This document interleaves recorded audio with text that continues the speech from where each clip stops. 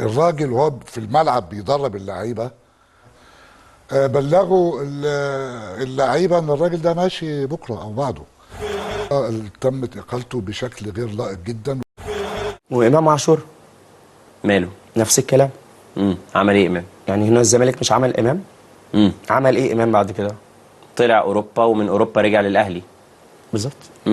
يعني هو قال انه رجع وقال للزمالك ضموني. ونادي الزمالك عرض عليه وكان موجود في غيبوبه، ده في عالم تاني خالص. يعني هو نفس الكلام بقى نادي الزمالك، بس هو ما عملش حاجه لنادي الزمالك. ماما بتقول لي يا كتكوت يعني. ماما بتقول لي يا كتكوت يعني.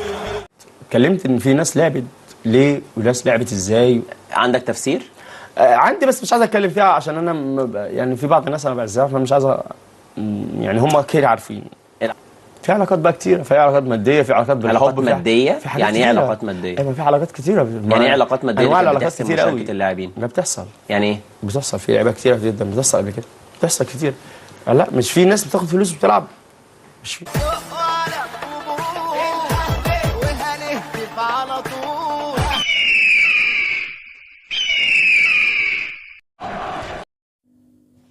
السلام عليكم ورحمه الله وبركاته. اهلا ومرحبا بكم في قناتكم من اهل وطن سبورت. طلع علينا كتكوت الاعلام الرياضي، وانا هنا مش بتنمر، ده هو اللي قال على نفسه انه مامته وهو صغير كانت بتناديه تقول له كتكوت. قال كتكوت طبعا، والله ما بتزعلني، بالعكس انا ماما بتقول لي يا كتكوت يعني، فتمام جدا. بس حبيت تبقى فاهم المعلومه دي. واصحابي بيقولوا لي يا كتكوت، فموضوع طبيعي جدا. مستدعي واحد ليس له اي تاريخ غير 5 مباريات في نادي الزمالك ويقول لك نجم النجوم. بذمتكم حد يفتكر السحنه دي؟ نجم. اللاعب ده اسمه صالح موسى، كتكوت استدعاه عشان يقيم امام عاشور واكرم توفيق. انا مش عارف مين يقيم مين نكره تقيم معلومه.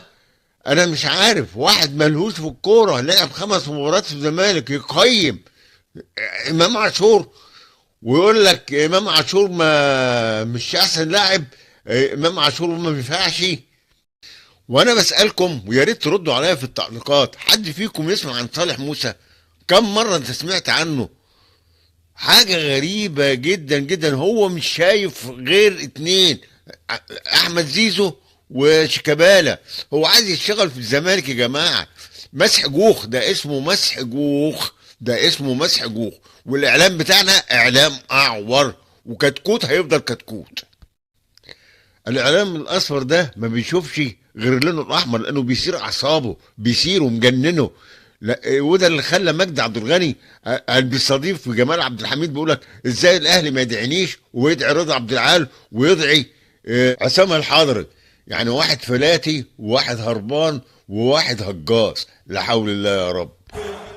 ومعانا لقاء الاستاذ فتحي سند الاعلامي الكبير والصحفي الكبير والناقد الرياضي مع لميس الحديدي، وهو بيقول لك الزملكاويه واداره الزمالك بدل ما تحقق في الموضوع بتحقق مع اللي بيعترف. طب ما تحققوا في الموضوع، وقال لك دي اداره فاشله لانها اهانت جروس وكرشته بطريقه مشينه جدا. يلا بينا نسمع الاول الاستاذ فتحي سند. لا تنسوا الاعجاب بالفيديو والاشتراك في القناه تشجيعا لنا لنستمر بنشر المزيد ان شاء الله. طب ابتدي بخطط المدربين. هل الزمالك تسرع في اقاله جروس قبل القمه ب8 ايام؟ طبعا الزمالك تسرع، خصوصا ان حضرتك لو سالتي هو جروس مشي ليه، ما حدش يعرف يجاوب. يعني كلام فاضي، او التبريرات اللي خرجت بجروس ان الراجل جاله زهايمر، والراجل قالوا كده يعني. هو مشي ولا مشوه؟ هم اللي مشوه. الراجل وهو في الملعب بيدرب اللعيبه، مدير الكوره وناس جوه اداره الكوره في نادي الزمالك وفي مجلس الاداره بلغوا اللعيبه ان الراجل ده ماشي بكره او بعده، فهم مشوه. سبب جروس مشي ليه يعني ممكن يكون سبب سطحي او سبب هايف او ارضاء لبعض اللعيبه داخل الفريق، وبالتالي تظل قصه الاستغناء عن جروس واحده من المواقف السلبيه اللي اثرت بشكل كبير على الفرقه في مباراه بتروجيت، وفي نفس الوقت ستترك اثارها السلبيه بغض النظر عن النتيجه. سيادتك كان بتقولي مين يكسب، اهلي وزمالك، في امور فنيه بنقيمها مش كده، وفي امور نفسيه اخرى او زي ما بقول الكابتن زيزو ممكن تاثر في الموضوع، لكن فنيا طبعا الاهلي افضل. لكن جروس تمت الاطاحه بيه بشكل سلبي مهين جدا. زي ما قال امير عزمي مجاهد، طبعا بشكل مهين تمت الاطاحه بجروس بشكل مهين كما قال امير عزمي. تمت اقالته بشكل غير لائق جدا، والراجل فعلا قال ان انا شفت في الشهر ونص دول. بص يا مدام لميس، نتكلم بصراحه، كان ينبغي لاداره الزمالك بسبب اقاله جروس دي ان تحقق في الكلام اللي قاله امير عزمي مجاهد، بدل ما هم بيحققوا هم بيحققوا دلوقتي مع امير عزمي مجاهد انه خرج على الاعلام وتحدث. يعني القصه يعني ماشيه بالمقلوب. اذا كان الزمالك يريد ان يخرج بشكل واضح وان يواجه وان يتصدى وان يكشف فعلا العصافير اللي جوه الفرقه، وان النظام العمل الاداري في عصافير كتير واخد بالك، لا يعني السبب غير منطقي، وبالتالي كان ينبغي للإدارة أن تحقق في كلام أمير، مش إن هي تحاول أن تبرر سلامة موقفها. لا تنسوا الإعجاب بالفيديو والاشتراك في القناة تشجيعا لنا لنستمر بنشر المزيد إن شاء الله. ودلوقتي نسمع هاني حتحوت مع صالح موسى اللي أنا معرفش اسمه ولا عمري شفته ولا عمره حتى، أنا مش عارف إيه بصمته دي، ايه بصمته اللي سابها في الكرة المصرية عشان نفتكره. يلا نسمعه مع بعض وارجعوا لي. نجم الزمالك السابق والاسماعيلي والداخليه وغيرهم من الانديه الكابتن صالح موسى. كابتن صالح منور الدنيا حبيبي، ربنا يخليك يا هاني، انا سعيد جدا انا موجود معاك وفي قناه صوت البلد. طبعا اخبارك ايه؟ الحمد لله تمام. عاش من شافك، بقالنا كتير ما تقابلناش. من بره كتير قوي، واللي بيقدمه النادي الكبير في مصر اقل بكتير من اللي بيتقدم للاعبين بره. ف بقينا في وقعه كده ما بين انه الى حد فين هيتنازل اللاعب، ولا مين هينفعني لو ما خدتش الفلوس الكتيره اللي معروضه عليا. اتقالت على زيزو، اتقالت على اكرم توفيق، وان كانت هدأت الموجه بعد تصريحات الكابتن محمد رمضان واداء اكرم توفيق امبارح ان الموقف بيقول احتمال يتغير، وان كان هو الموقف هحكي لكم بالمناسبه هيتغير دي لو اكرم توفيق وصل لصيغه اتفاق مع الاهلي، لانه لسه التوقيع مع الشمال القطري قائم، والفريق القطري قايل لاكرم لو اتفقت مع الاهلي نلغي التعاقد بشكل طبيعي جدا. بتشوف ازاي الفوارق اللي بتحصل دي، واللاعب اللي بينحصر ما بين الجمهور بيقول له ضحي علشاننا، وهو بيقول طب انا ازاي هسيب ده واخد الفلوس دي. دلوقتي الكوره اتغيرت عن زمان، عن الفتره الاولانيه. الاول كان بيبقى فيه انتماءات، مش هقول لك لا، كان في لعيب مثلا زي حسني عبد ربه ما يقدرش يروح اي نادي ثاني، زي كابتن حمص ما يقدرش. لعبت معاهم الاثنين في الاسماعيلي، ما يقدرش. هنا في انتماءات. دلوقتي بتشوف حاجه ثانيه خالص، بتشوف اللعيب بيبوس تيشيرت الزمالك وبتشوف بيبوس تيشيرت النادي الاهلي ويقول لك انا اهلاوي وانا دمي، وتلاقيه بعدها بشويه راح مضى في النادي الثاني. فاصبح هنا ما فيش انتماءات خالص بالنسبه للعيب. تمام. فاللعيب دلوقتي بيبص لايه؟ اغلبتهم بيبص للماده كاحتراف. نوادر لما تلاقي لاعب دلوقتي في الجيل اللي طالع حاليا عموما اللي هو عنده انتماء، نوادر ما تلاقيش. بيحصل كتير جدا، وعندنا اثباتات كتيره جدا. لعيبه بتبقى مضحيه بحاجات كتيره جدا وسابت كل ده عشان خاطر فلوس. الفلوس هتروح، ممكن تاخد فلوس كتيره جدا. امال ايه اللي هيبقى؟ اللي يبقى حب الناس، حب الجمهور. ده اللي يبقى. ما الجمهور بيحبك. لا طبعا. وانت زعلان اهو دلوقتي. لا انا زعلان من المجلس مش من الجمهور. انا زعلان من اداره من الزمالك، مش زعلان من الجمهور. عمري في حياتي ما ازعل من جمهور الزمالك. مش زعلان من جمهور الزمالك، بس زعلان على وضعك بشكل عام. انا ممكن ازعل كتير جدا على وضعي، بس اللي بيخليني ابقى فرحان والله بجد يعني اللي بيعوضني حب جمهور الزمالك. واقسم بالله العظيم زي ما بكلمك، انا ممكن اكون ضحيت بحاجات كتيره وخسرت حاجات كتيره جدا، وبرجع اقول اللي ربنا عوضني بحب الناس دي الزمالك. على الاقل الناس بمشي في الشارع الاقي ان جمهور الزمالك عارفني، الاقي جمهور الناس الزمالك بيدعمني، دي حاجه نعمه، دي نعمه كبيره بكل تاكيد. طبعا ان واحد الناس ما تعرفش عنه غير انه نجم الزمالك، تقف تتكلم معاك حاجه كويسه محدش يفهمها. دي قصه كبيره طبعا. دي بفلوس الدنيا. يعني دي بفلوس. في ناس بتدفع فلوس دلوقتي عشان خاطر الناس تعرفها. مين دول؟ في ناس كتيره جدا موجوده ممكن تدفع لك فلوس، يعني ناس تدفع فلوس عشان خاطر تظهر، عشان خاطر الناس تحبها. لكن حب الناس ده مش يعني ده بملايين. فانا من وجهه نظري اللعيب عايز ايه؟ يعني معلش الفلوس هتروح، معاك فلوس خد فلوس خد أيوة. فلوس. لكن لما انت مش بقولكش ما تقعدش في نادي الزمالك ما تخش فلوس، لا خد فلوس. بس انت ترتضي. ليه اصلا حب الجمهور محطوط في كفه والفلوس في كفه؟ ما انت ممكن يعني تختار ترتضي. الفلوس، اسمعني، تختار الفلوس وتكتفي بالتاريخ اللي انت عملته، وبالتالي مش هيتنسي التاريخ. يعني انا هضرب المثال بزيزو في حالتنا دي.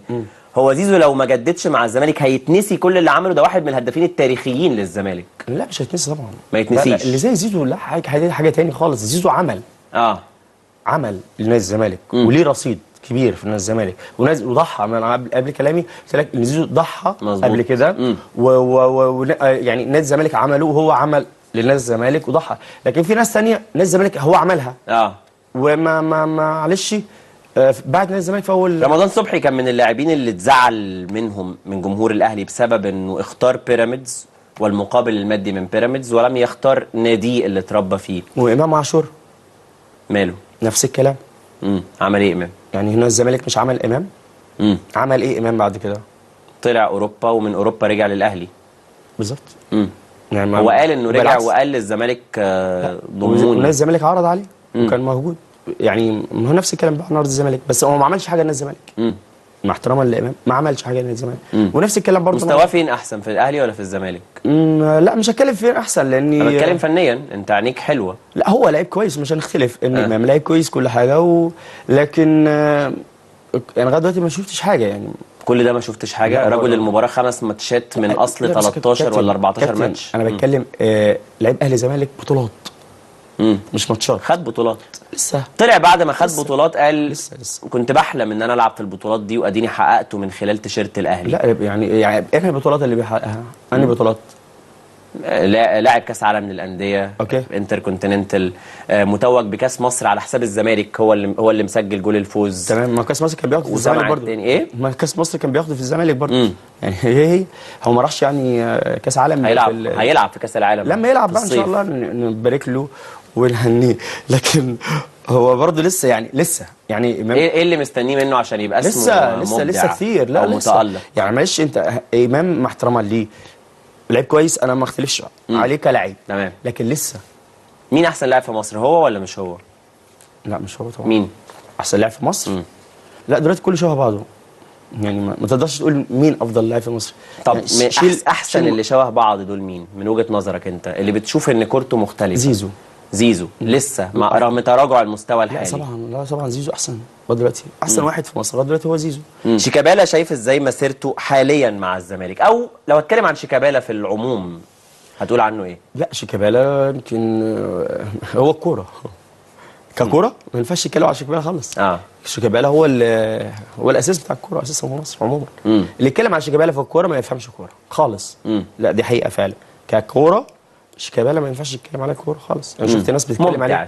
شفت ناس بتتكلم عليه في الكوره بيتقطع في شيكابالا في الكوره دي. انا فضلت قاعد بالنسبه لي كانت حلقه كوميديه قعدت اضحك عليهم والله بجد. لكن شيكابالا في الكوره ما ينفعش تتكلم عليه. دلوقتي الفتره ديت اتكلم عمال تاكد انه في الكوره ما تجيش ناحيته. طب ايه اللي ممكن تيجي ناحيه شيكابالا فيه او تنتقده فيه؟ لا تنتقده في اي حاجه ثانيه بعيد عن الكوره. انتقد شيكابالا في اي شيء عايز تنتقده فيه، في الكوره لا ما ينفعش. لا خلاف عن الكوره. شيكابالا بيكلم الكوره من اللعيبه اللي ينفع تقول انه بيكلم الكوره. ما ينفعش ان انا اتكلم عن مستوى شيكابالا في الكوره خالص. لكن ماشي الفتره دي بعيد عن مستواه، الفتره ديت سنا، الفتره ديت كذا، لكن ككوره ما ينفعش نقول عليه اي حاجه خالص. انا اتعرضت لحاجات كتيره جدا يعني طول الموسم، ظلم كتير جدا. بس ايه شكل الظلم اللي تعرضت له؟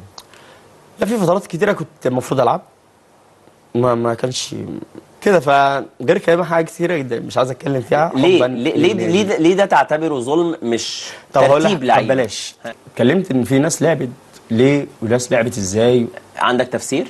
عندي بس مش عايز اتكلم فيها عشان انا يعني في بعض الناس انا بعزها فمش عايز يعني هم كده عارفين. العلاقات يعني هي اللي كانت بتحسم المشاركه؟ علاقات عامله ازاي يعني؟ انا بقول لك في علاقات بقى كتيره، في علاقات ماديه، في علاقات بالحب. علاقات ماديه؟ يعني ايه علاقات ماديه؟ ايوه في علاقات كتيره. يعني ايه علاقات ماديه؟ انواع علاقات كتيره قوي اللاعبين ما بتحصل. يعني ايه؟ بتحصل في لعيبه كتيره جدا بتحصل قبل كده، بتحصل كتير. لا مش في ناس بتاخد فلوس وبتلعب، مش في بيحصل في انديه. حصلت وانت في الزمالك في الفريق الاول ان كان في لعيبه بتدفع عشان تلعب؟ لا بص هو مش كده، هو في حد لا تنسوا الإعجاب بالفيديو والاشتراك في القناة تشجيعا لنا لنستمر بنشر المزيد إن شاء الله. واخيرا اشكر حضراتكم طيب صحبتكم وحسن استماعكم للفيديو ودعمكم الدائم لي وللقناه. من فضلك اذا ما كنتش اشتركت بالقناه تشترك بالقناه وتفعل زر الجرس، وفضلا وليس امرا تعمل لايك للفيديو ده علشان يوصل لكل المشتركين معانا. وشكرا. السلام عليكم ورحمه الله وبركاته.